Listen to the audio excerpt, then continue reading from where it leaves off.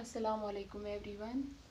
Today we are going to start our next chapter, chapter 3rd, linear equation in two variables. Introduction. Linear equations.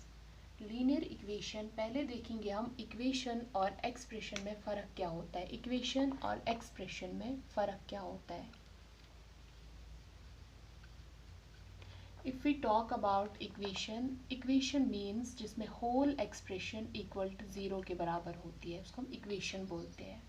और expression में क्या होता है कि ए zero के बराबर नहीं होती है. जैसे for example a x plus B equal to zero, ये इक्वेशन बन गई. ये एक्सप्रेशन इक्वल टू ज़ीरो के हो गई तो हम इसको इक्वेशन बोलेंगे. और एक्सप्रेशन जो होती है ये ज़ीरो के बराबर नहीं होती है. ये फ़र्क होती है इक्वेशन और एक्सप्रेशन में. अब अगर हम बात करेंगे यहाँ पे, अगर हम वेरिएबल देखेंगे, यहाँ पे जो हाईएस्ट पावर लीनियर, हम लीनियर की बात कर रहे हैं. लीनियर का मतलब होता है 1. दैट मीन्स यहाँ डिग्री की बात आई. और डिग्री का मतलब होता है हाईएस्ट पावर क्या होगा वेरिएबल पे, हाईएस्ट पावर. और यहाँ जो हाईएस्ट पावर वेरिएबल पे है वो 1 है. तो यहाँ पे क्या है कि यहाँ हाईएस्ट पावर 1 है. और इसको हम कहेंगे linear equation in one variable, क्योंकि यहाँ पे एक ही वेरिएबल इन्वॉल्व हुआ है x के. यहाँ x है वेरिएबल और a है कोफिशिएंट, b है कांस्टेंट एटसेट्रा. तो अगर हम देखेंगे यहाँ, अगर हम बात करेंगे रूट की, अगर हम रूट बोलेंगे या सॉल्यूशन बोलेंगे इस इक्वेशन का, या वैल्यू बोलेंगे, तो वो ऐसा वैल्यू होता है, ऐसा सॉल्यूशन होता है x का, कोई ऐसा वैल्यू होता है जो इस पूरी इक्वेशन को सेटिस्फाई करता है. फॉर एग्जांपल मैं x equal minus B by A, ये x का ऐसा वैल्यू है जब मैं इस माइनस बी बाई ए को इस इक्वेशन में पुट करूंगी, ये इस पूरी इक्वेशन को ज़ीरो बना देगा.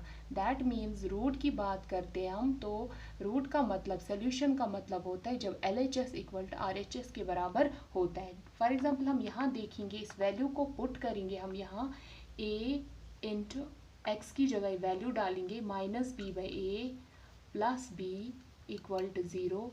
ए से ए कट हुआ, minus B plus B equal to zero, minus B से माइनस प्लस बी से minus B cut equal to zero. That means LHS is equal RHS. इसको हम वैल्यू बोलते हैं या रूट बोलेंगे.